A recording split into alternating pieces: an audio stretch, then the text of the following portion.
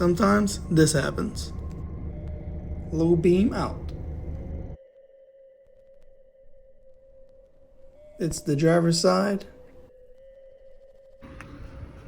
Where is it?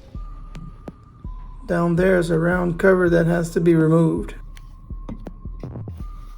It can be done from under the hood or through the fender liner. The 9012 is the correct bulb for the low beam. The upper flap is the headlight access. A simple twist counterclockwise pop the cover off. Same for the bulb itself. Unplug.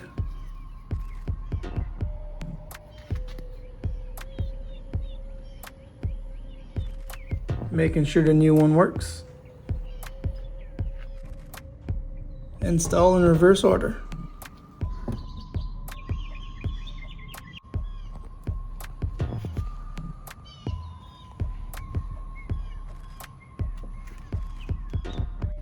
The passenger side will need the air box removed to get to it from under the hood, but it can be reached from the fender liner.